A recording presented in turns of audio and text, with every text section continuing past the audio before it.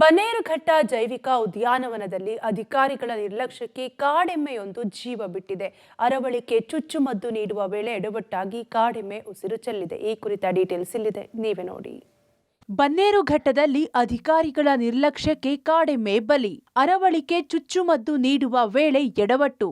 ಅರವಳಿಕೆ ನೀಡಿದ ಬಳಿಕ ಚೇತರಿಸಿಕೊಳ್ಳದೆ ಕಾಡೆಮ್ಮೆ ಸಾವು. ಬನ್ನೇರುಘಟ್ಟ ಜೈವಿಕ ಉದ್ಯಾನವನದಲ್ಲಿ ಅಧಿಕಾರಿಗಳ ನಿರ್ಲಕ್ಷ್ಯ ಕಾಡೆಮ್ಮೆಯನ್ನ ಬಲಿ ಪಡೆದಿದೆ.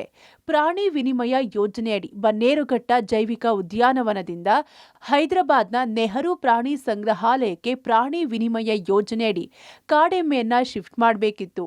ಈ ಹಿನ್ನೆಲೆ ಅರವಳಿಕೆ ಚುಚ್ಚುಮದ್ದು ನೀಡಿ ಕಾಡೆಮ್ಮೆಯನ್ನ ಸೆರೆ ಹಿಡಿಯಲು ಅಧಿಕಾರಿಗಳು ಮುಂದಾಗಿದ್ರು.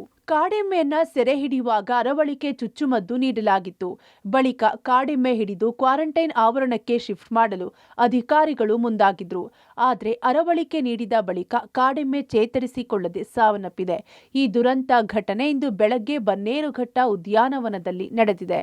ಬನ್ನೇರುಘಟ್ಟ ಜೈವಿಕ ಉದ್ಯಾನವನದ ಸಿಬ್ಬಂದಿ ಹಾಗೂ ಅಧಿಕಾರಿಗಳು ಕಾಡೆಮ್ಮೆಯನ್ನ ಸೆರೆ ಹಿಡಿಯುವಾಗ ಅಗತ್ಯ ಕ್ರಮ ಕೈಗೊಳ್ಳದೆ ನಿರ್ಲಕ್ಷ್ಯ ವಹಿಸಿದ್ರಿಂದ ಹೀಗಾಗಿದೆ ಎಂಬ ಆರೋಪ ಕೇಳಿಬಂದಿದೆ. ಪ್ರಾಣಿ ಪ್ರಿಯರು ಸಹ ಘಟನೆ ವಿರುದ್ಧ ಕಿಡಿಕಾರ್ತಿದ್ದಾರೆ. ಒಟ್ಟಾರೆ ಏನೇ ಆಗಲಿ, ಕಾಡೆಮ್ಮೆ ಸೆರೆ ವೇಳೆ ಅಧಿಕಾರಿಗಳು ಕೊಂಚ ಎಚ್ಚರ ವಹಿಸಿದ್ರೂ ಕಾಡೆಮ್ಮೆ ಜೀವ ಸಹಿತ ಉಳಿಯುತ್ತಿತ್ತು. Public TV, Anekal.